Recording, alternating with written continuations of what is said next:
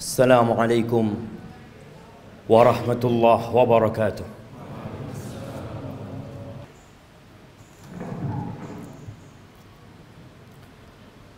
Innal hamdalillah nahmaduhu wa nasta'inuhu wa nastaghfiruh wa na'udzu billahi min shururi anfusina wa sayyiati a'malina. Man yahdillahu فلا مضل له ومن يضلله فلا هادي له وأشهد أن لا إله إلا الله وحده لا شريك له له الملك وله الحمد وهو على كل شيء قدير وأشهد أن محمدا عبده ورسوله وحبيبه وخليله صلوات ربي وسلامه وبركاته عليه وعلى آله وأصحابه ومن تبعهم بإحسان إلى يوم الدين أما بعد فيا عباد الله أوصيكم ونفسي بتقوى الله فقد فاز المتقون. Wahai manusia-manusia yang beriman, saya wasiatkan kepada diri saya dan kepada semua yang hadir di tempat ini agar senantiasa bertakwa kepada Allah Azza wa Jalla.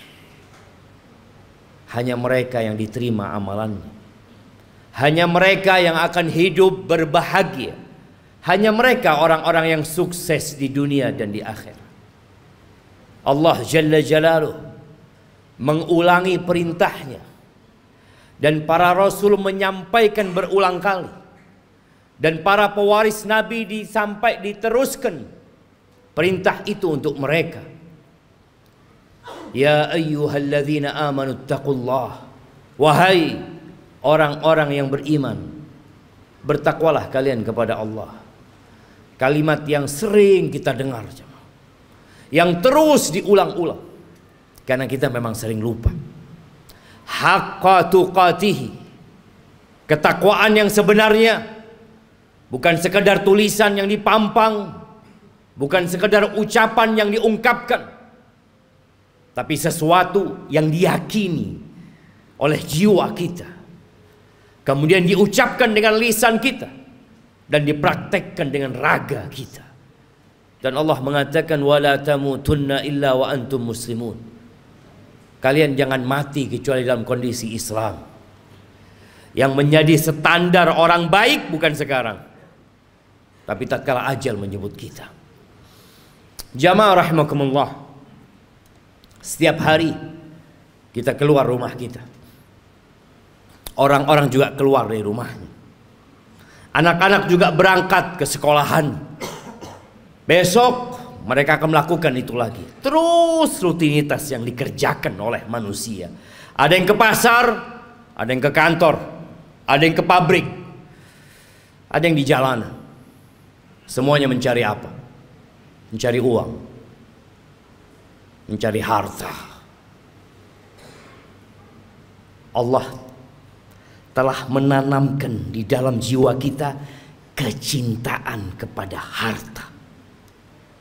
Zuyyina linnas hubbus syahawat minan nisa wal banin wal qanatiril muqantarati minadh dhahabi wal fiddah wal khaylil musawwamati wal an'ami wal harth dzalika mata'ul hayatid dunya wallahu 'indahu husnul ma'ab. Allah menjelaskan kepada kita bahwa telah ditanamkan kecintaan syahwat kepada wanita, kepada anak-anak, kepada harta yang berlimpah ruah, yang bertumpuk-tumpuk. Dulu kuda-kuda yang mewah, sekarang mobil-mobil yang mewah. Pertanian, peternakan, itu sesuatu yang sudah dicintakan kepada kita. Itu kesenangan kehidupan dunia. Tapi di sisi Allah ada tempat kembali yang baik. Lihatlah orang terkaya di dunia ini. Kemana dia bawa hartanya? Dia tinggal. Dia tinggal selama-lamanya di muka bumi ini. Di negeri ini kita sering membaca 10 orang terkaya. 1 fulan, 2, 3, 4, 5, 6, 7, 8, 9, 10, semua hartanya ditinggal. Hati-hati dengan dunia ini. Jangan sampai kita tertipu. Silahkan bekerja, silahkan cari harta, tapi ambisi kita bukan dunia. Karena kita nggak lama tinggal di dunia, jemaah. Sungguh sangat bodoh manusia yang menimbun hartanya di sebuah tempat. Dia taruh di brankas, tiap hari dia kumpulkan di sana, kemudian setelah itu dia tinggal selama-lamanya. Kemana akalmu? Bukankah kau capek menumpuk harta itu? Bukankah kau sekolah tahunan untuk mendapatkan harta itu? Dan engkau udah dapat. Kenapa kau nggak bawa? Kenapa kau tinggalkan selama-lamanya, kau tinggalkan di muka bumi? Dan kebanyakan kita seperti itu. Hanya bekerja dan terus bekerja, kemudian pergi meninggalkan dunia. Ahibati fillah, sebagian kita sudah hidup menderita jiwanya. Maka disebutkan oleh WHO sudah ada 1 miliar manusia yang sakit jiwa, sakit mental. Kata Nabi SAW, mengingatkan para sahabatnya, kaifa antum idza futiyat alaikum Faris wa Rum, ayu qaumin antum? Kira-kira bagaimana kondisi kalian? Nabi menyampaikan ini dalam kondisi sahabat susah, tidak tahu apa yang besok mereka makan. Dalam kondisi sebagian sahabat ketika berangkat perang, sehari hanya makan 1 butir kurma. Sehari hanya 1 butir kurma. Rasulullah SAW menyampaikan ini dalam kondisi sahabat berangkat perang, dalam kondisi tidak ada alas kaki buat mereka, sampai kuku mereka ngelupas. Nabi menanyakan kepada mereka yang hidup menderita secara harta pada waktu itu, kira-kira bagaimana kondisi kalian apabila Persia dan Romawi ditaklukkan, kemudian harta mereka dibagikan kepada kalian? Ayu qaumin antum? Kira-kira kalian jadi orang yang seperti apa? Kata Abdurrahman bin Auf, nakun kama qala Allah atau kama yaqulullah. Kita akan menjadi manusia seperti yang Allah inginkan, yang Allah perintahkan. Kata Nabi SAW, awa ghaira dhalik, mungkin gak seperti itu, kata Nabi SAW. Jamaah, kita pernah susah secara ekonomi. Ingat dulu mungkin ketika motor kita motor bekas. Ingat dulu ketika kita sebagian belum menikah, gak punya apa-apa. Kemudian terus bertingkat kondisi ekonomi kita. Semakin membaik, dan terus Allah kasih lagi kepada kita. Sekarang bagaimana kondisi kita?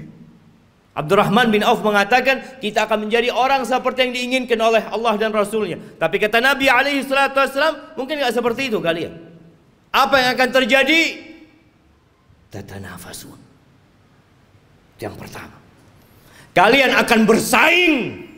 Udah punya harta banyak, yang seharusnya hidup tenang, sakit jiwa. Terus dia bersaing. Motornya kepingin lebih baik dari motor orang lain, handphonenya kepingin lebih baik dari orang lain, hartanya kepingin lebih banyak dari orang lain, rumahnya kepingin lebih bagus dari yang lainnya. Terus didorong oleh penyakit. Tatanafasun. Itu yang akan terjadi. Oke. Bersaing boleh kan, selama kita tidak menzalimi orang lain. Tapi Nabi SAW mengatakan itu hanya awal yang akan terjadi. Yang kedua, thumma tatahasadun. Kalian akan saling hasut setelah itu. Karena dunia ini sempit, jamaah. Kursi-kursi itu terbatas. Kalau sudah ada yang duduk di sana, yang lain nggak bisa duduk di situ. Dia harus turunkan dia. Dia harus menggantikan posisi itu. Kalian akan saling hasut. Kita lihat orang-orang yang di pasar, bagaimana kondisi jiwa mereka yang mungkin tampak sehat-sehat menurut kita, tapi sakit jiwanya. Nabi menyampaikan kalian akan saling iri, kalian akan saling hasut. Nggak suka orang lain lebih baik dari dia daripada sisi, nggak suka dia. Padahal saudaranya Muslim, yang seharusnya dia bergembira dengan kegembiraan saudaranya, yang seharusnya dia cinta kepada saudaranya seperti dia mencintai diri dia sendiri. Tapi itu tidak terjadi. Kalian akan hasut, akan iri. Selesai enggak? Yang ketiga, thumma tatadabarun. Kalian enggak saling bertegur sapa. Enggak kepingin ketemu. Kalau ketemu sama saudaranya sakit hatinya. Selesai? Belum. Yang keempat, yang akan dibawa pulang, yang akan dibawa tidur, yang akan dibawa makan, thumma tatabaghadun. Kemudian kalian akan saling membenci. Kalian akan bermusuhan dengan saudara kalian sendiri. Ahibati fillah, itu penyakit yang sudah menimpa kita. Nabi alaihissalatu wassalam mengatakan, dabba ilaikum da'ul umam. Sudah menyerang kalian penyakit-penyakit umat yang sebelumnya. Iri dan dengki. Ahibati fillah, tidak dilarang kita mengumpulkan harta, tapi tolong niatnya yang diperbaiki. Rasulullah sallallahu alaihi wasallam ketika melihat ada seorang sahabat yang bekerja keras mengumpulkan harta, kata orang-orang di kalangan sahabat yang lainnya mengatakan, laita hadza fi sabilillah. Aduhai kalau kekuatan dia, energi dia itu disalurkan di jalan Allah, di jihad fi sabilillah. Maka Nabi mengatakan kepada para sahabatnya, lau kana yas'a. Kalian tahu kalau orang ini keluar bekerja dalam rangka memberikan nafkah kepada kedua orang tuanya yang udah sepuh, fahuwa fi sabilillah. Dia di jalan Allah. Yang kedua, lau kana kharaj yas'a ala auladin lahu sighar. Kalau dia bekerja dalam rangka niatnya memberikan nafkah kepada anak-anak yang masih kecil, fahuwa fi sabilillah. Dia di jalan Allah. Jangan diremehkan dia bekerja. Yang ketiga, in kana kharaja yas'a yu'iffa nafsah.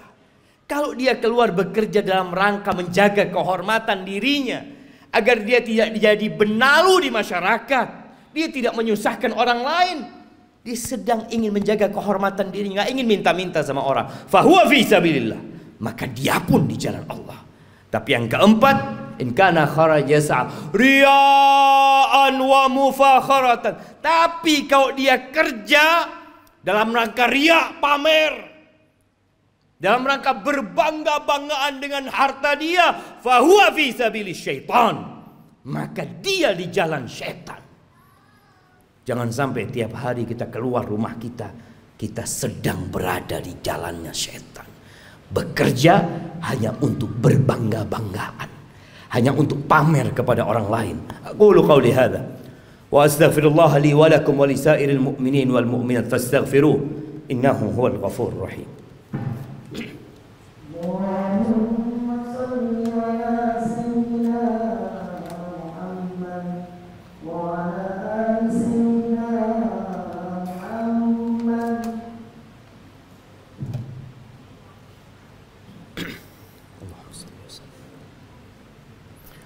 Alhamdulillah wa kafa, wassalatu wassalamu ala nabiyil mustafa sayyidina wa maulana Muhammadin wa ala alihi wa ashabihi wa man iqtafa, amma ba'd.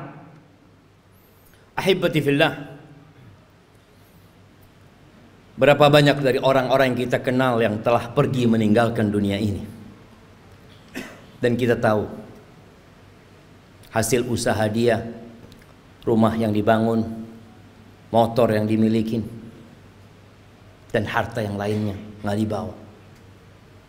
Nabi alaihissalatu wassalam mengatakan, yatba'ul mayyit thalath. Yang ikut jenazah kita kalau kita mati 3. Maluhu wa ahluhu wa amaluhu. Apa yang ikut mengantarkan ke kuburan? Diantar pakai mobil-mobil, semua pada ikut ke sana. Hartanya ikut berangkat.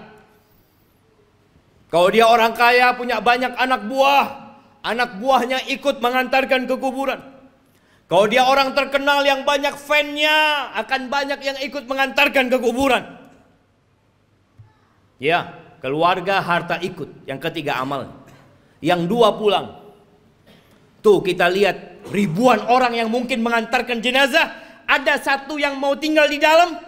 Nggak ada. Anaknya mungkin, orang tuanya mungkin, kawan dekatnya nggak ada. Anak buahnya yang dia kasih bayaran, yang terus dibayar, mau menemani majikannya di dalam kuburan, nggak ada. Siapa yang menemani? Amaluhu, bas amalnya. Maka segera beramal. Badiru bil amal. Kata Nabi SAW, segera kalian beramal. Segera. Fitanan kaqita'il lailil muzlim. Sebelum datang fitnah-fitnah, ujian-ujian, kekacauan-kekacauan yang seperti potongan malam yang gelap gulita. Apa yang terjadi ketika datang fitnah itu jemaah? Kalau kita menunda-nunda beramal, menunda-nunda hijrah kita, menunda-nunda untuk berubah jadi orang baik, yusbihur rajulu mu'minan wa yumsi kafiran. Paginya masih beriman, paginya masih beriman, sorenya sudah kafir. Wa yumsi mu'minan wa yusbihu kafiran. Sorenya masih beriman, datang kajian mungkin dia, masih sholat asar, subuhnya sudah kafir. Kenapa itu terjadi?